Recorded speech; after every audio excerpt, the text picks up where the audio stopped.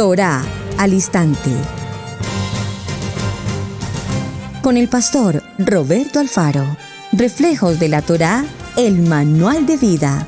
La palabra es la misma ayer, hoy y por siempre.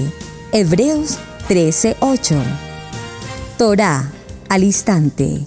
Es un espacio de reflexión y aprendizaje en familia, escudriñando las Escrituras de generación en generación, unánimes y en alegría. Acompáñanos todos los días, 7:30 de la mañana. Suscríbete a nuestro canal, Radio Génesis 128, y activa la campanita. Torá al instante.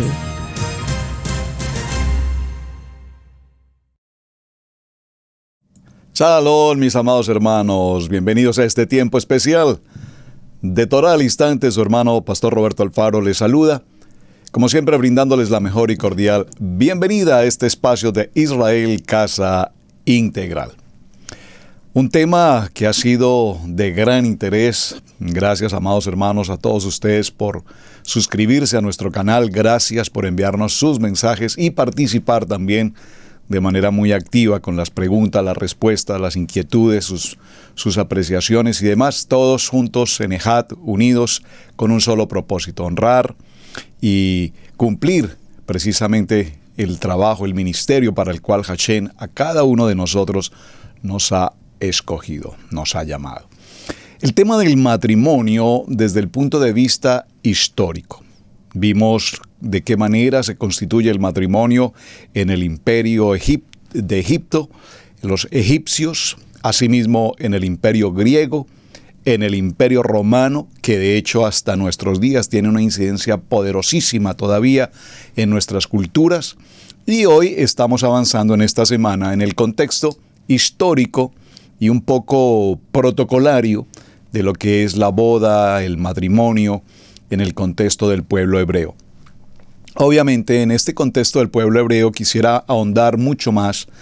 Vamos a ver si el tiempo de semana nos permite hacer dos conceptos. Básicamente, ahora estamos haciendo un recuento muy básico de lo que es el proceso de escoger a la joven para el matrimonio, el joven que escoge a su esposa o a quien será mejor su esposa, la participación de los padres, el proceso de la dote, la celebración propia de la boda, los testigos, el firmar un documento.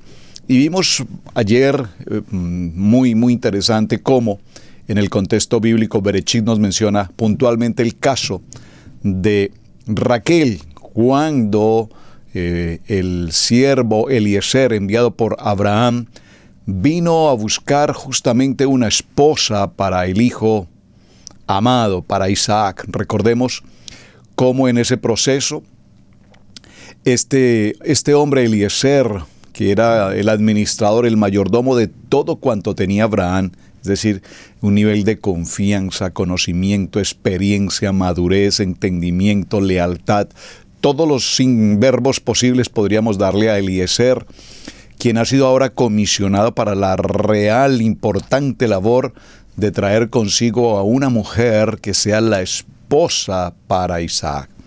Y es interesante porque en el recuento que mencionamos, vimos también cómo Eliezer hace oración al Padre Eterno. Y aunque diríamos, entre comillas, una oración muy interesante toda vez que pide señal, y Padre, si tú me das esta señal, y si tú me diriges, y esto y lo otro, etc.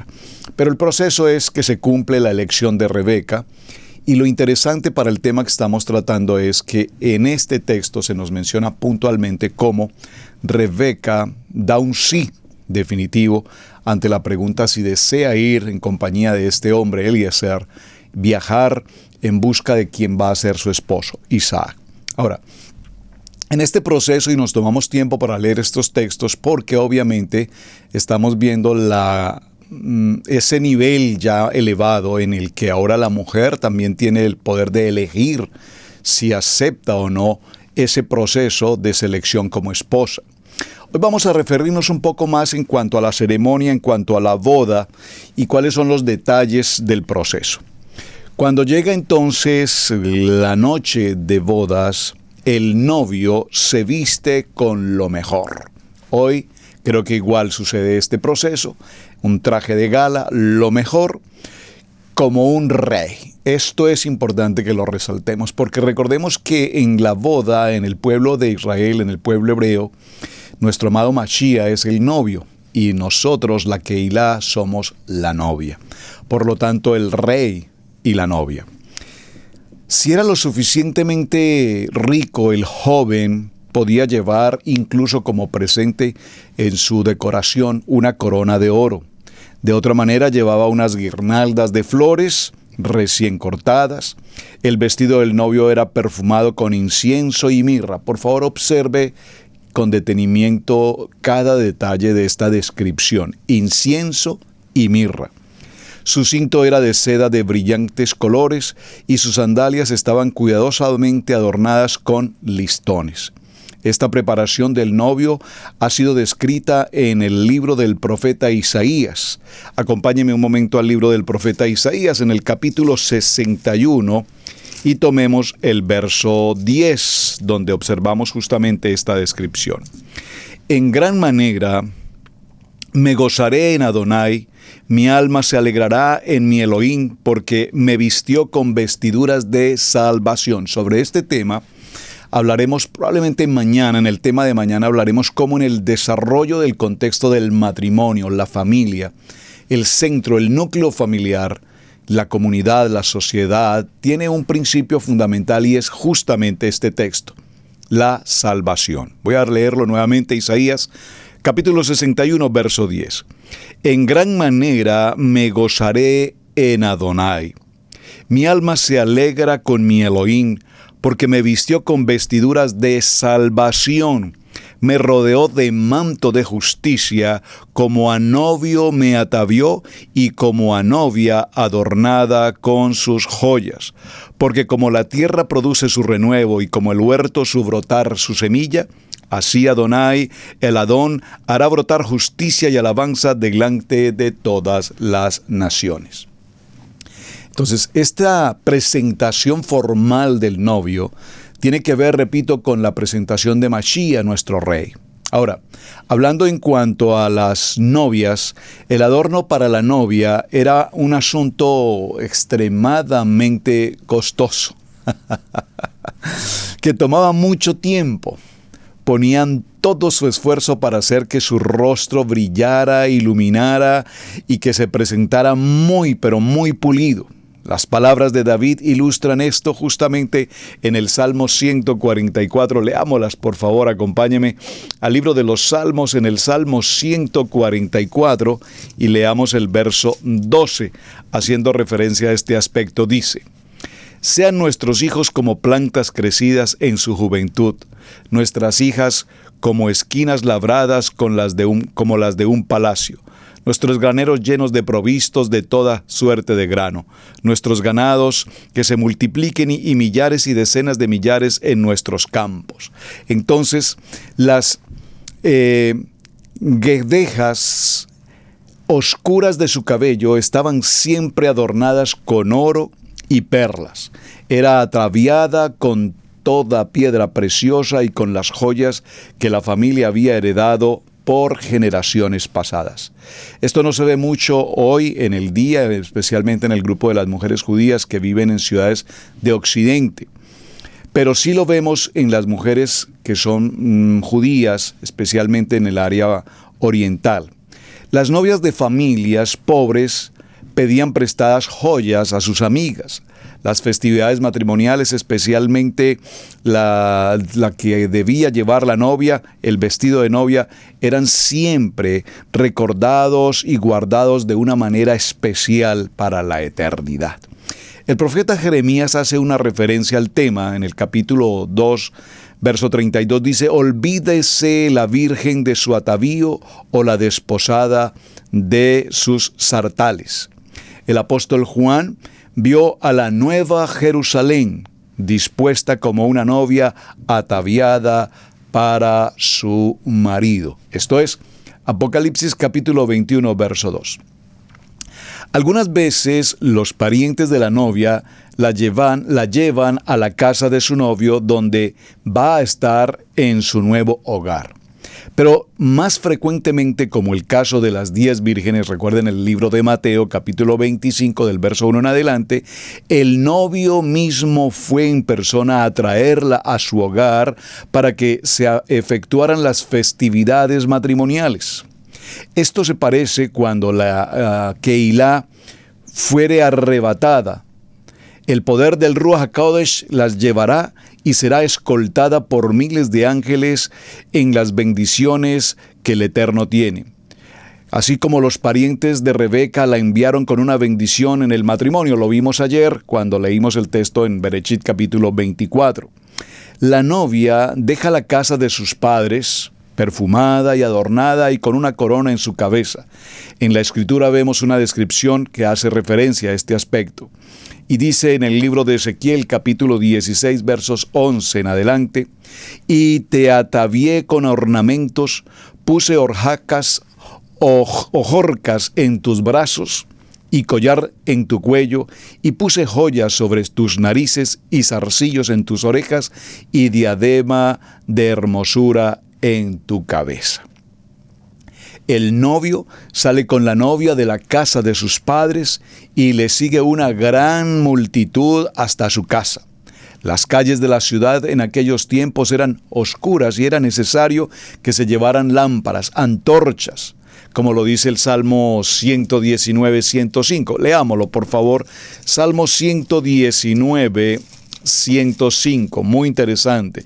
Estoy leyendo estos textos y recordando parte del proceso de mi ceremonia o nuestra ceremonia matrimonial con la pastora Pili, y vemos que muchas de las cosas que hicimos o se hacen aún todavía hoy en las celebraciones de bodas, pues tienen mucho que ver con esta historia, con este origen, con este proceso histórico por demás.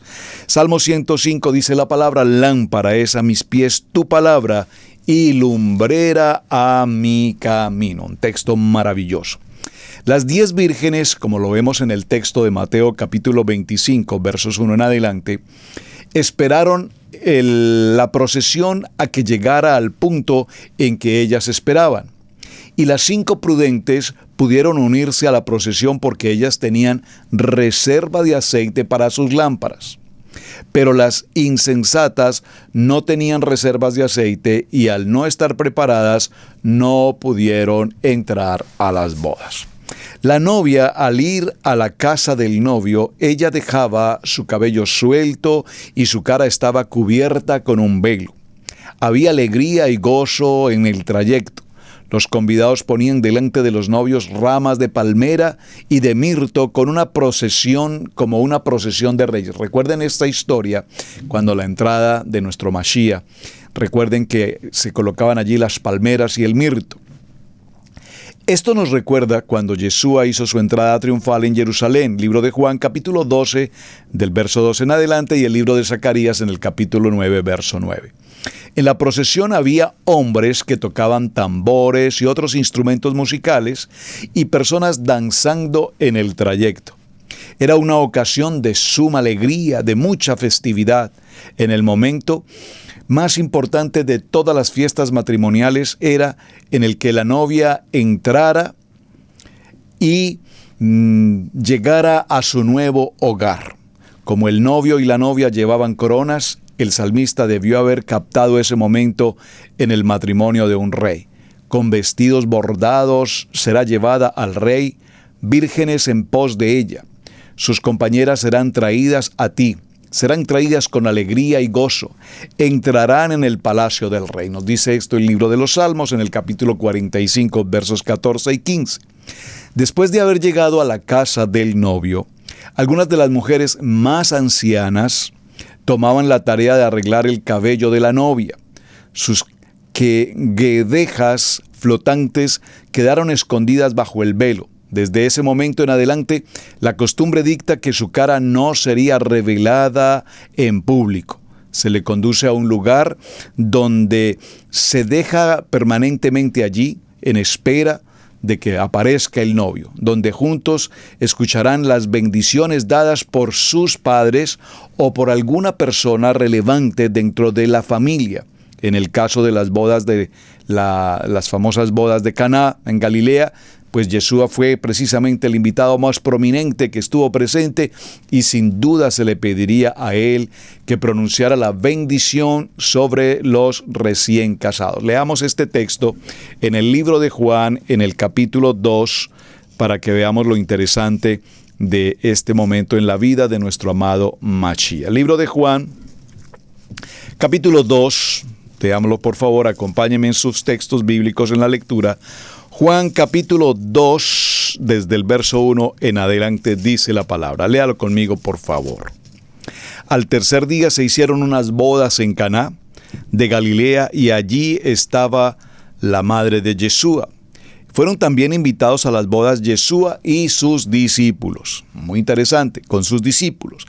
Y faltando el vino, la madre de Yeshua le dijo: ¿no tienen vino? Yeshua les dijo: ¿qué tienes conmigo, mujer? Aún no ha venido mi hora. Su madre dijo a los que servían: haced todo lo que os dijere. Y estaban allí 6 tinajas de piedra para agua, conforme al rito de la purificación de los judíos, en cada una de las cuales cabían 2 o 3 cántaros. Yeshua les dijo: llenad estas tinajas de agua, y las llenaron hasta arriba. Entonces les dijo: sacad ahora y llevadlo al maestresala, y se la llevaron. Cuando el maestresala probó el agua hecha vino, sin saber él de dónde era, aunque lo sabían los sirvientes que habían sacado el agua, llamó al esposo y le dijo: todo hombre sirve primero el buen vino, y cuando ya han bebido mucho, entonces el inferior. Mas tú has reservado el buen vino a esta hora. Este principio de señales hizo Yeshua en Caná de Galilea y manifestó su gloria, y sus discípulos creyeron en él. Y sus discípulos creyeron en él. Después de esto descendieron a Capernaum, él, su madre, sus hermanos y sus discípulos, y estuvieron allí no muchos días. Vean qué interesante. Ahora, perdóneme. Ya estando propiamente en lo que es la ceremonia, digamos, la festividad de la boda, a cada invitado que asistía a la reunión de bodas se le exigía usar vestidos conforme a la boda, es decir, todos vestidos adecuadamente preparados para la ceremonia tan extraordinaria que se lleva a cabo. La ceremonia de la boda, la festividad, el protocolo, el desarrollo mismo de lo que es la liturgia, llamémoslo de esta manera, pues sin lugar a dudas es una tipología perfectamente definida y clara de lo que será la venida de nuestro amado Mashiach por su iglesia. Muy importante. En el libro de Mateo, en el capítulo 22 en adelante, Yeshua nos da una ilustración sobre la celebración y sobre el vestido de bodas en relación con Israel. Vamos a leerlo puntualmente. Mateo capítulo 22. Vamos a leerlo con detenimiento para que entendamos específicamente esta lectura. Seguro que la hemos hecho en muchas ocasiones y a veces no comprendemos el aspecto cultural de la misma. Dice la palabra: respondió Yeshua, Mateo capítulo 22. Respondiendo Yeshua les volvió a hablar en parábolas diciendo: el reino de los cielos es semejante a un rey, que hizo una fiesta de bodas a su hijo, y envió a sus siervos a llamar a los convidados a las bodas, mas estos no quisieron venir. Volvió a enviar otros siervos, diciendo: decid a los convidados: he aquí, he preparado mi comida, mis toros y animales engordados han sido muertos, y todo está dispuesto. Venid a las bodas. Mas ellos, sin hacer caso, se fueron, uno a su labranza y otro a sus negocios. Y otros, tomando a los siervos, los afrentaron y los mataron. ¡Qué historia! Y al oír el rey, se enojó y envió sus ejércitos. Destruyó a aquellos homicidas y quemó su ciudad. Entonces dijo a sus siervos: las bodas a la verdad están preparadas, mas los que fueron convidados no eran dignos. Id pues a las salidas de los caminos y llamad a las bodas a cuantos halléis. Maravilloso. Y saliendo los siervos por los caminos, juntaron a todos los que hallaron, juntamente malos y buenos, y las bodas fueron llenas de convidados. Y entró el rey para ver a los convidados y vio allí a un hombre que no estaba vestido de boda. Muy interesante, estoy en el verso 11, capítulo 22 de Mateo. Y le dijo: amigo, ¿cómo entraste aquí sin estar vestido de boda? Mas él enmudeció. Entonces el rey dijo a los que servían: atadle de pies y manos y echadle en las tinieblas de afuera. Allí será el lloro y el crujir de dientes, porque muchos son los llamados, pocos los escogidos. Qué historia tan interesante, hermanos. Una ceremonia de boda, y leyendo un poco este contexto de la ceremonia, los trajes, los adornos, el protocolo, los invitados, la formalidad, todo tiene que ver primero con la majestad de nuestro Rey Mashiach, tiene que ver con el proceso del llamamiento precisamente al cual muchos, como lo narra este texto, llamados, invitados, pero unos se ocupan de una cosa, otros se ocupan de otra, otros tienen quehaceres a los que se les da prioridad distintos a lo que Hashem espera que realmente nosotros hagamos. Y esto es justamente lo que está pasando hoy. Estamos viviendo estos tiempos, amados, en los que el conocimiento acerca de Torah ha venido en un proceso de crecimiento extraordinario, maravilloso. Sin embargo, para muchos hombres y ministros y hermanos, puedo decir hermanos en la fe, en el nivel 2 particularmente, que conocen la palabra, que estudian la palabra, puedo decir que aman la palabra. Sin embargo, son invitados a la boda, pero sus ocupaciones, sus pensamientos, sus ideas, les hace omitir la invitación. La verdad, no estoy de acuerdo con Shabbat, no me parece la celebración de Sukkot, ni la celebración de Yom Kippur, ni estoy de acuerdo con Pesach. Es decir, que a esas invitaciones particularmente no me interesa asistir. Bueno, esto es un poco lo que la historia de Mateo capítulo 22 con muy buen detalle nos enseña. Y si vemos ese contexto histórico, cultural de esta boda y de los invitados a esta boda, entenderemos justamente lo que está pasando ahora en nuestros tiempos. Bueno, continuamos. A cada invitado entonces, mis amados, se le pedía que debía asistir utilizando un vestido adecuado para una boda. Y esta ilustración la vimos ya en el libro de Mateo. Vemos entonces, mis amados, cómo Yeshua revela la culpa de Israel al rechazar la invitación de entrar en el reino. Como resultado, pierde el derecho y los privilegios. Los versos 7 y 9 que acabamos de tomar profetizan la destrucción de Jerusalén de parte de Adonai.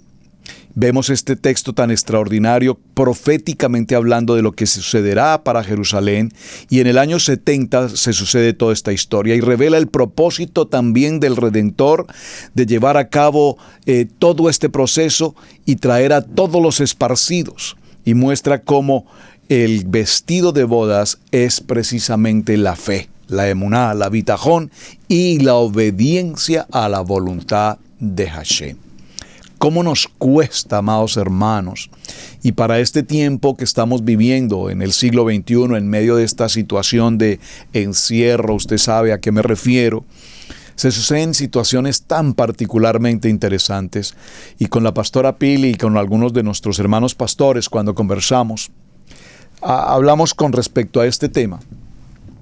¿Qué está pasando? ¿Qué va a pasar? ¿Y qué va a suceder para este tiempo del siglo XXI? Con la vida de las congregaciones.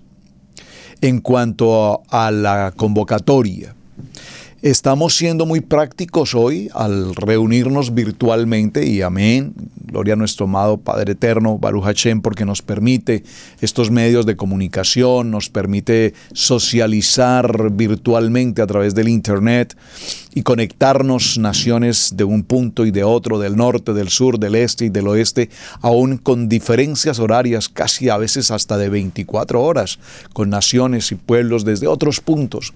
Pero nos conectamos. Y la pregunta que surge en medio de todo este proceso es, ¿será que la congregación en medio de la convulsión del mundo está aprovechando este medio de comunicación para vivir una manera de congregarnos de manera virtual y probablemente acomodarnos tanto en casa que ya no tenemos el interés de asistir a nuestra respectiva quejilá y reunirnos como familia, como hermanos, compartir de un abrazo, compartir de un saludo, de estrecharnos la mano como hermanos? Es interesante el punto.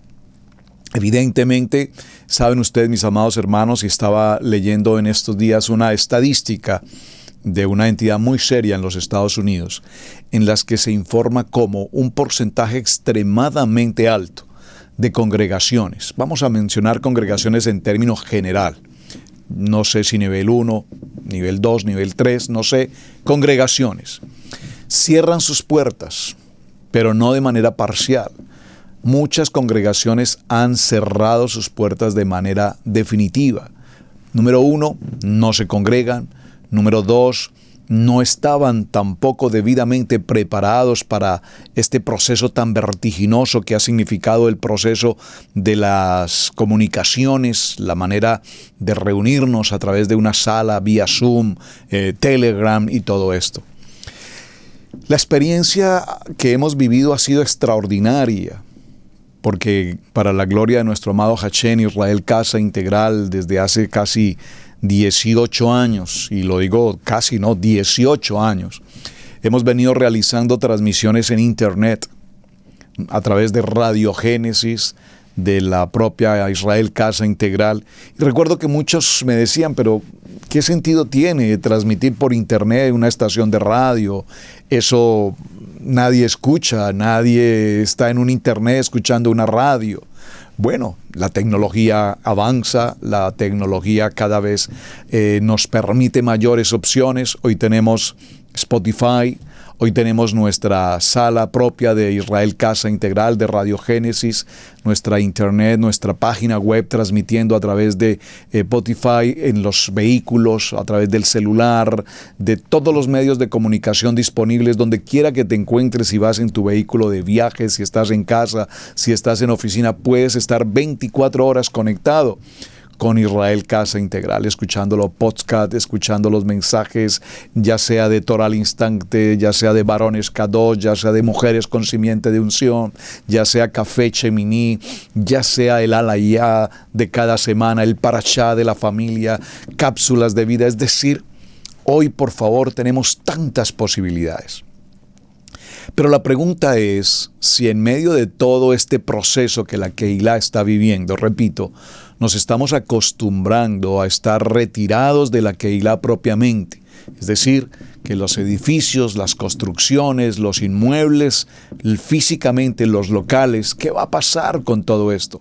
¿Van a quedar cerrados? ¿Qué va a suceder? Esto desde el punto de vista de que pensemos en la comodidad de mucha gente de estar en sus casas. Yo no sé cuántos realmente disponen sus corazones para sentarse a disfrutar de una enseñanza de Shabbat con familia. Bueno, nosotros tenemos el privilegio de verlos allí, nos envían sus fotografías, nos comparten el momento de la alabanza. ¡Qué lindo! Pero, hermanos, no podemos perder el sentido de esta convocatoria tan maravillosa como lo anuncia las fiestas del Cordero, las bodas del Cordero, en el que todos debemos estar reunidos, preparados, vestidos dignamente para participar de esta ceremonia. Ahora bien, en la celebración de la boda no puede faltar, y lo leímos justamente en este texto, el banquete. El banquete de bodas es presidido por un coordinador, o como lo acabamos de leer en Mateo capítulo 22, el maestresala. Este maestresala también lo encontramos en el libro de Juan capítulos 2, versos 8 y 9. Es una persona que estaba encargada de tener el sumo cuidado de todos los preparativos y el desarrollo en excelente condición de la boda, de la celebración desde el punto de vista de la fiesta, si me permite usar esa expresión. Este maestresala está permanentemente alrededor de todos los invitados, que se cumpla cada protocolo. Él da la orden a cada uno de los que sirven para que lleven a cabo todos los detalles necesarios. La expresión judaica hijos de la cámara nupcial, Mateo 9:15, ya lo vamos a ver, usada por Yeshua, son simplemente los invitados a la fiesta de matrimonio. Esta es una expresión que se usaba más en el tiempo de Galilea, en Judea. El maestresala daba gracias en la comida y pronunciaba la bendición de los momentos señalados en cada uno del proceso de la liturgia. También bendecía el vino. Durante la comida prevalecía la jovialidad y se esperaba que los invitados particularmente exaltaran a la novia. Quiero leer el texto de Mateo capítulo 9, verso 5, haciendo referencia a este punto de los invitados. Veámoslo, por favor. Mateo capítulo 9, verso 5 dice la palabra. ¿Por qué? Es más fácil decirle, los pecados te son perdonados, o decir, levántate y anda. Mateo capítulo 9, verso 15. Voy a leerlo en contexto desde el verso 14. Entonces vinieron a él los discípulos de Juan diciendo, ¿por qué nosotros los fariseos ayunamos muchas veces y tus discípulos no ayunan? Verso 15, Yeshua les dijo, ¿acaso pueden los que están de bodas tener luto, entre tanto que el esposo está con ellos? Pero vendrán días cuando el esposo les será quitado y entonces ayunarán. Mientras tanto, la boda será una celebración de gozo, una celebración de alegría. Y no sé cuántas veces usted ha podido asistir a una celebración de bodas, y esto es lo que tenemos que encontrar allí. No caras largas, caras de sufrimiento, caras de dolor. Debemos contagiarnos todos como invitados a la celebración de la boda. No había entonces una ceremonia que se llenara de dolor o de tristeza. Todo lo contrario, siempre el gozo debía predominar. Solamente estaban las bendiciones presentes de los parientes y de los amigos para los nuevos esposos. La bendición de los agentes de la boda de Ruth y de Boaz es un buen ejemplo. En el libro de Ruth, capítulo 4, verso 11, después de que terminaban la fiesta, los ahora esposos eran conducidos a un apartamento para estar en su intimidad, a un lugar separado. Las fiestas matrimoniales duraban una semana, según nos lo dice también el libro de Jueces, capítulo 14, verso 17. Bueno, en ese sentido creo que hemos cambiado, ¿verdad? No tanto como una semana. Pero los días nupciales de la pareja duraban un mes completo, 30 días. Esto será cuando la iglesia sea arrebatada y reciba el novio.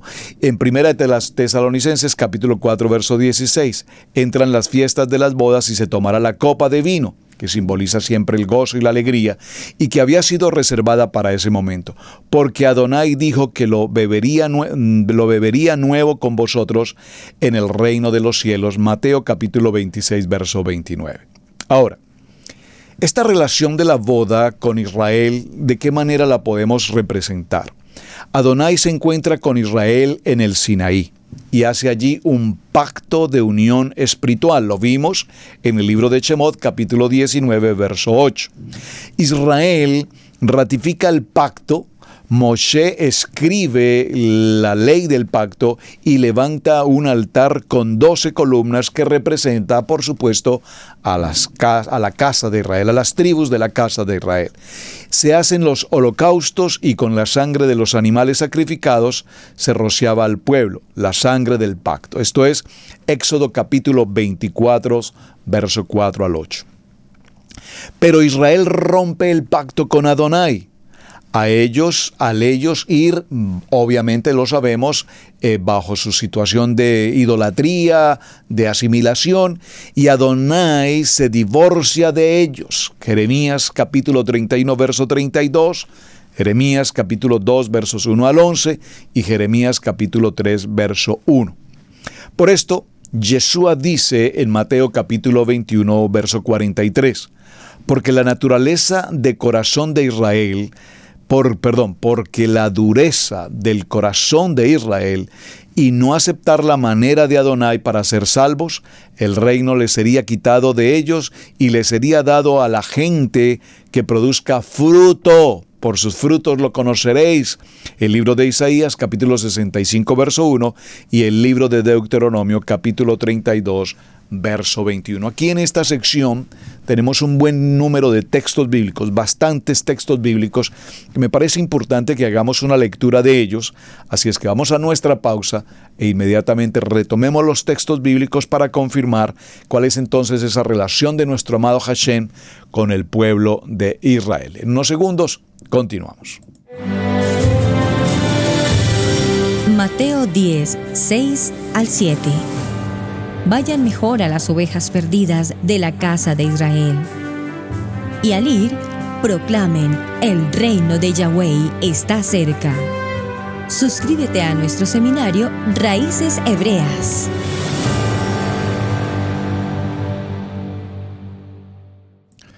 Vamos a tomar el texto del libro de Mateo en el capítulo 21 y en el verso 43 dice la palabra: por tanto, os digo que el reino de Adonai será quitado de vosotros y será dado a gente que produzca los frutos de él. Y el que cayere sobre esta piedra será quebrantado, y sobre quien ella cayere le desmenuzará. Maravilloso ese texto. Vamos a ir a Isaías. Por favor, acompáñenme al libro de Isaías.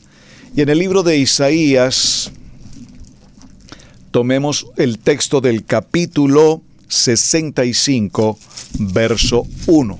Isaías capítulo 65, verso 1 dice: fui buscado por los que no preguntaban por mí. Fui hallado por los que no me buscaban. Dije a gente que no invocaban mi nombre: heme aquí, heme aquí. Por favor, lea con detenimiento el texto de Isaías, capítulo 65, verso 1, porque este texto viene muy bien para nuestros días. Fui buscado por los que no preguntaban por mí. Fui hallado por los que no me buscaban. Dije a gente que no invocaba mi nombre: heme aquí, heme aquí. Y en el libro de Devarim, capítulo 32, Deuteronomio capítulo 32, veamos el texto del verso 21, dice la palabra: ellos me movieron a celo con lo que no es Adonai, me provocaron a ira con sus ídolos. Yo también los moveré a celos con un pueblo que no es pueblo.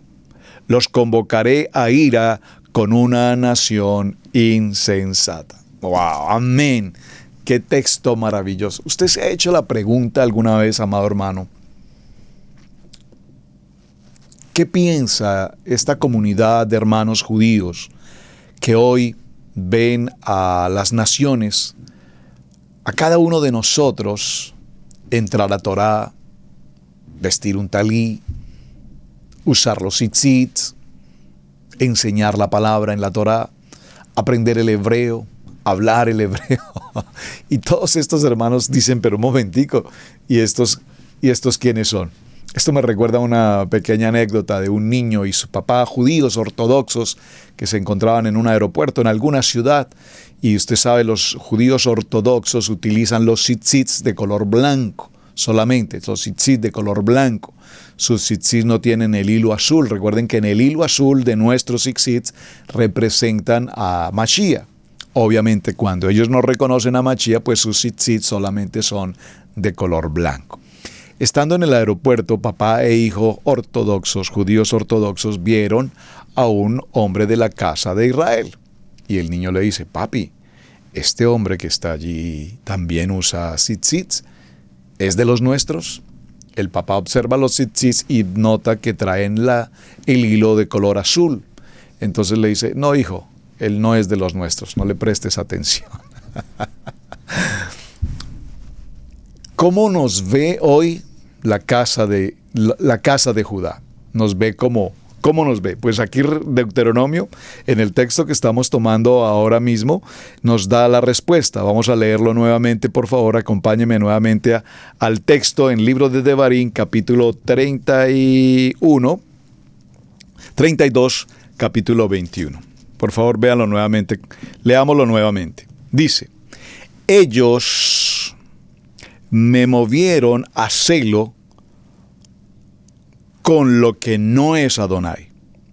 Me provocaron a ira con sus ídolos. Yo también los moveré a celos con un pueblo que no es pueblo.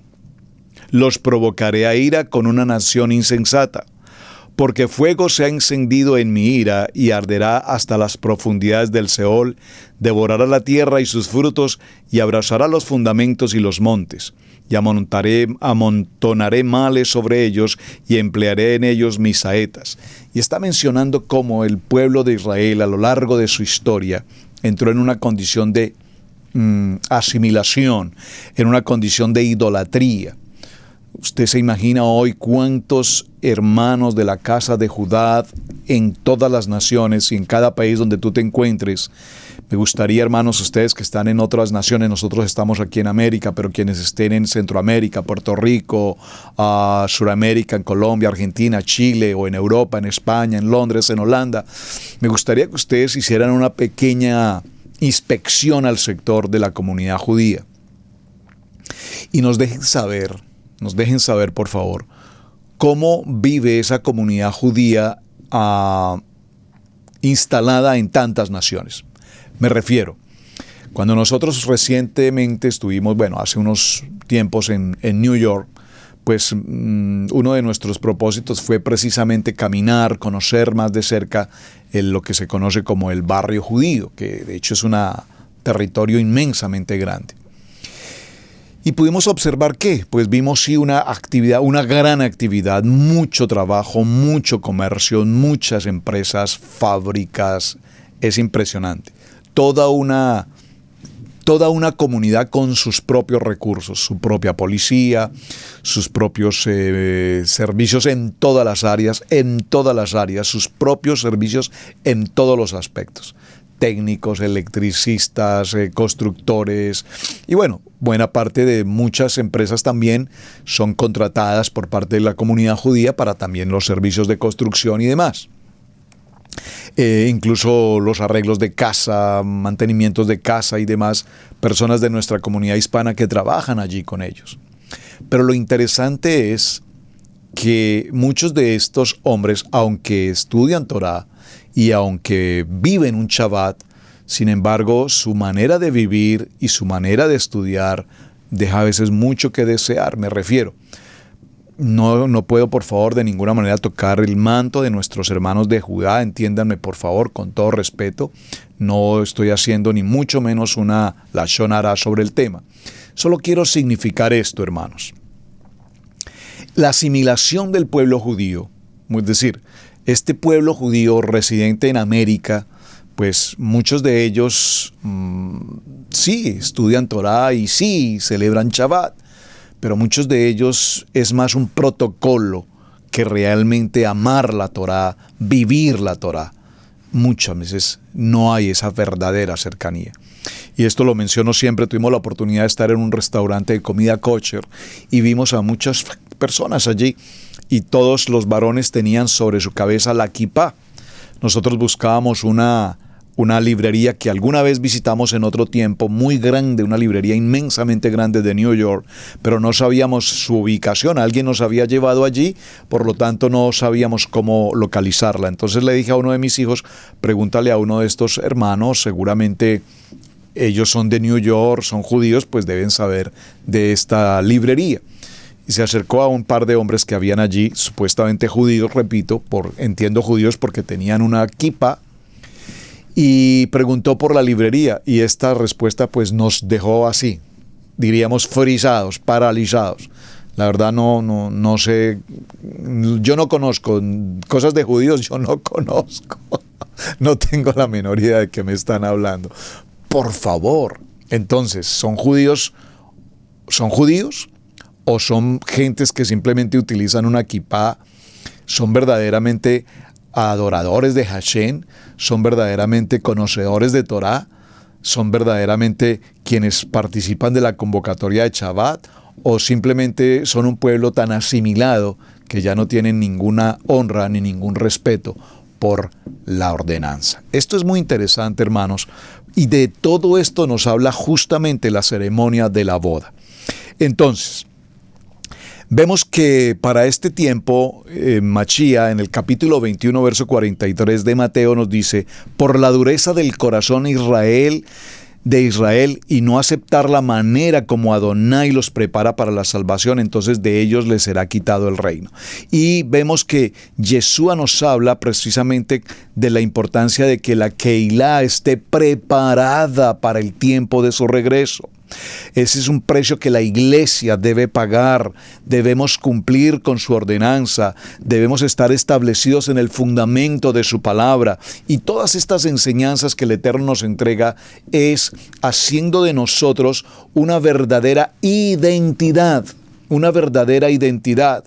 Cuando venimos a este maravilloso nivel de Torah, no venimos simplemente por emoción, no venimos a Torah simplemente porque me parece bonito, me gusta cuando se hablan las palabras en hebreo, me gusta estudiar en la parashá, me gusta aprender un poco más de la lectura bíblica. No, hermanos, la vida en Torah, el nivel de Torah, el compromiso que tenemos en Torah nos lleva a otro proceso donde nuestros dones, donde todo lo que Hashem nos entrega ahora lo ponemos a su disposición para caminar en emuná, para verdaderamente caminar en obediencia, para que nosotros aprendamos que en la buena, perfecta, agradable voluntad de Hashem está nuestra vida, guardados en el hueco de su mano, que nosotros podamos salir cada día de nuestra casa con la verdadera bendición de Hashem, porque somos luz.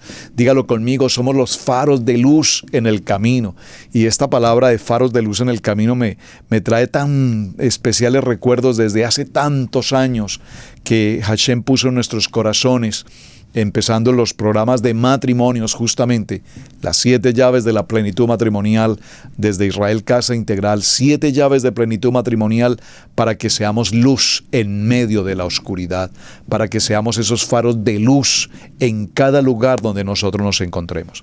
Así es que ya en una recta final para nuestro tiempo de hoy, vemos cómo en toda la historia del matrimonio y la familia, tanto en el Tanakh como en el Brit Hadasha, hablar de matrimonio y hablar del contexto de familia es indudablemente enfrentar un tema extraordinariamente apasionante.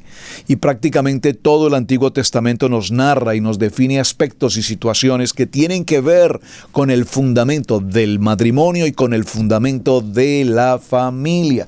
Si nosotros miramos todo el entorno bíblico, el proceso de la creación hasta el 6º día, donde fue tomado el varón, la varona, y en el 7º día, en el día de reposo, todo el proceso es la unidad, la familia, el hombre, la mujer, prourbo, crear, procrear, establecer.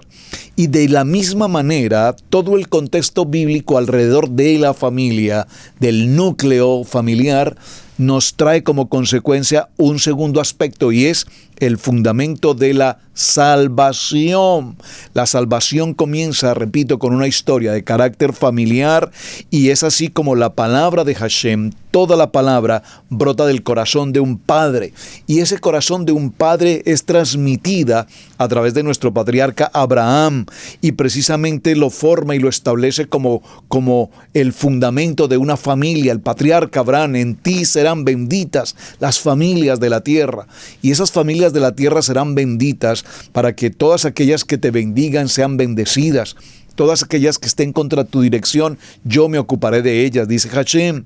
Y es así como la primera palabra que Hashem le entrega a Abraham es: Vete de tu tierra, de esa tierra de idolatría, de esa tierra de paganismo, de esa tierra de egocentrismo.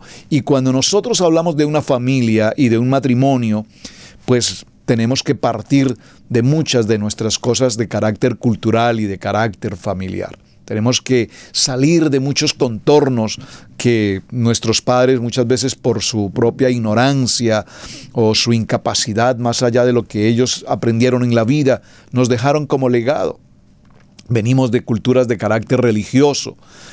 Pasamos en el camino de la vida al proceso del nivel 2, donde un día confesamos con nuestra boca, pasamos por un proceso de bautismo, vinimos a un vínculo matrimonial y entonces tuvimos que pasar también por el proceso de desprendernos, como dice la palabra, dejarás a padre y madre y entonces te unirás a tu esposa, formarán una familia, serán el centro de un núcleo familiar, tendrán hijos y se producirán las generaciones. Pero el centro de nuestro corazón, ese propósito tiene que ser Machía. Salir entonces de la tierra, salir de la parentela, salir de muchos de los compromisos de carácter idolátrico, es formar y establecer el nuevo carácter de una familia. El carácter. En estos días, en el programa de Noches de Had con el pastor Claudio y el pastor Camilo Alfaro en Noches de Had, Camilo hablaba sobre algo que me pareció muy interesante. Cuando nosotros venimos de ese contexto cultural como matrimonio, como familia, pues mis hijos alcanzaron a nacer en el proceso del nivel 1, alcanzaron a celebrar el proceso de las festividades de diciembre. Y hoy, después de 29 años, 30 años, ya nuestros hijos, esos temas ya no se tocan, ya esos temas prácticamente, puedo decir, desaparecieron de nuestro núcleo familiar. Me refiero al tema generacional religioso, al tema generacional comunitario de las celebraciones dicembrinas. Usted sabe a qué me estoy refiriendo. Y ya eso no es parte de nuestra vida. Es decir, como dijo Camilo, un milagro ocurrió acá y es el proceso en el que Hachí nos está llevando. Este proceso familiar tiene que ver, repito, con el proceso de salvación y ver que salir de la tierra, de la parentela, de la familia, del pensamiento, de la cultura, produce en Abraham un nuevo proceso, un proceso de formar una nueva familia en una tierra que yo te mostraré y haré de ti una nación grande. Y vemos cómo el lenguaje que se empieza a utilizar cambia absolutamente, cambia tu manera de pensar, cambia tu manera de vivir. Y es de esta manera como Adonai nos enfrenta a una vida familiar para hacernos sentir, vivir, experimentar, ser parte de su propósito, de su llamado. Y ante todo que su Shekinah, que su presencia sea revelada en nuestros corazones. Que todo cuanto vivamos como familia sea la esencia de Hashem. Que nuestro padre Abraham, a través de Isaac, padre Abraham, Isaac, Jacob, hasta nuestros días, cada uno de ellos pasaron por un proceso de vida y nos dejaron un legado, una estructura que estamos tratando de ver cuáles son sus características y entender cómo la familia pasa por ese proceso de revelación de la palabra, de manera que hoy nuestro hablar, nuestro decir, nuestro vivir, nuestro hacer sea Hashem, sea su voluntad y pasar cada uno de nosotros a ese nivel maravilloso de obediencia. Por favor, amado hermano, dígalo conmigo, obediencia. Si un padre o un hermano varón que está hoy conmigo, o una amada mujer, esposa en casa, se pregunta, pastor, ¿cómo podemos entonces lograr establecer y fundamentar una historia de salvación en nuestra familia? Mis amados hermanos, solo una respuesta es posible. Este no es un asunto terapéutico, este no es un asunto psiquiátrico, esto es un asunto psicológico, esto no es un asunto de procedimientos de pensamiento positivo o cosas por el estilo. No. Simplemente es una palabra, obediencia. Amar la palabra, aprender la palabra, vivir la palabra y entrar en este proceso de obediencia. Vemos entonces cómo nuestros textos en hebreo nos enseñan cómo el Padre, que es el Abba, como el hermano que es el Ahim, Elam, que es el tío, todas las familias y todos nuestros lenguajes empiezan ahora a tener una intimidad profunda con Hashem. La familia entonces en Israel, vemos que el origen de toda esa comunidad hebraica viene de una cultura semita, y esa cultura semítica está presente hasta nuestros días. Ustedes recuerdan cuando hablamos en otro programa anteriormente acerca de lo que significaba el concepto del antisemitismo, ese odio, y siempre se ha entendido como el antisemitismo como odio hacia el pueblo judío, pero es incorrecto realmente, porque los pueblos semitas son muchos. Semita es una expresión desde el punto de vista lingüístico. Realmente lo que existe en el contexto del mundo es una judeofobia, es decir, una adversidad al pueblo judío. Pero la casa de Israel, nosotros como casa de Israel, ese grupo familiar semita al cual pertenecemos, hebreo al cual pertenecemos, entonces va a tener una serie de ordenanzas, de lineamientos que Hashem estableció a través de su Torah y que nos permite ser entonces una casa materna, lo que llamamos una mishpajá, la familia. Y esa mishpajá que viene de la expresión de un clan, que viene de la expresión de formar una tribu, que viene de la expresión de formar un pueblo y que viene de la expresión patriarcal, también trae consigo las matriarcas, y también sabemos que en el matrimonio el varón recibe su ayuda idónea, y esa ayuda idónea, ese complemento, no lo podemos ver de otra manera distinta como la palabra nos dice. Porque quien haya esposa haya tesoro, quien haya esposa haya gozo, quien haya esposa haya felicidad. La familia, los hijos, el hogar es el lugar más perfecto que Hashem preparó para que cada hombre disfrute de ese vínculo matrimonial y disfrute también de todos los beneficios que un vínculo nuclear familiar nos permite disponer: reconocimiento, señorío, autoridad, paternidad. Los beneficios del matrimonio, entonces, mis amados, son tantos y tales que definitivamente cuando lo entendemos, honramos a nuestra esposa, que fue precisamente establecida como esa ayuda idónea. Cuando un varón entiende el propósito de ayuda idónea, entonces entenderá cómo esa perfecta unidad, de común acuerdo, como dice la palabra, cordón de 3 dobleces, ¿quién lo romperá? Así es que todos los miembros de una familia estamos bajo la sujeción del Padre. Nosotros, todos los varones, bajo la sujeción de nuestro amado Machía, y mientras estemos bajo esa verajá, bajo esa bendición del Padre, entonces toda bendición del Padre, como dice Devarim capítulo 28, vendrá sobre nosotros y nos alcanzará. Así es que, mis amados hermanos, déjense por favor alcanzar por las bendiciones. Por los años que hemos pasado con la amada pastora Pili en el labor del ministerio de matrimonios, a través de las 7 llaves de plenitud matrimonial, hemos visto cuántas veces parejas en caos, en adversidad, en lucha, en desigualdad, y cómo en una reunión tal vez de fin de semana, 3 días, esas parejas que eran agua y aceite, cómo logran entonces superar todas esas crisis. Y solamente hay una respuesta: diálogo, oración, ayuno.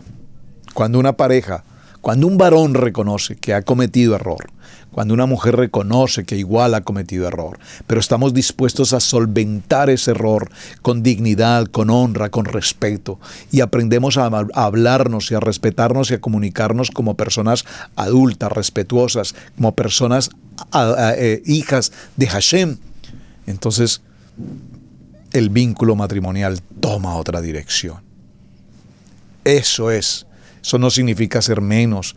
Al contrario, dice la palabra menguar.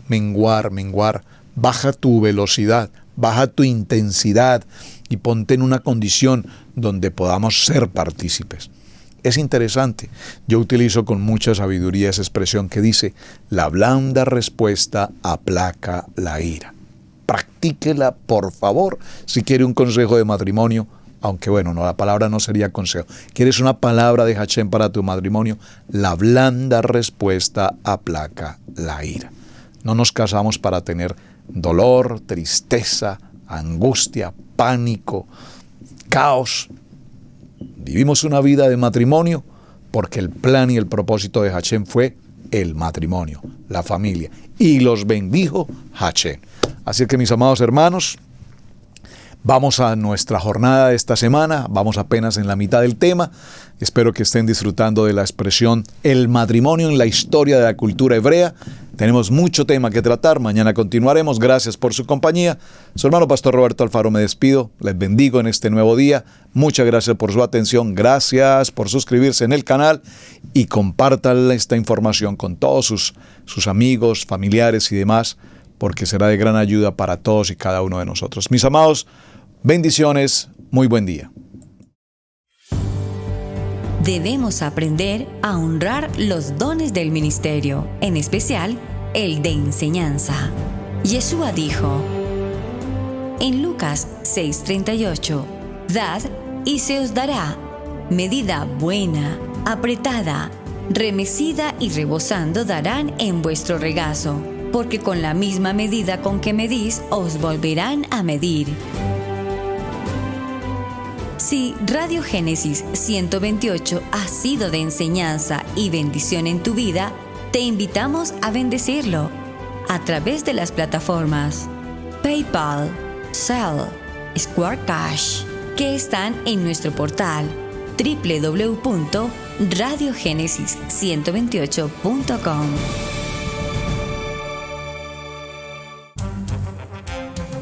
Hemos presentado Torá al Instante con el pastor Roberto Alfaro. Para nosotros es un privilegio poder servirles. Contáctanos a nuestro correo electrónico radiogenesis128@gmail.com.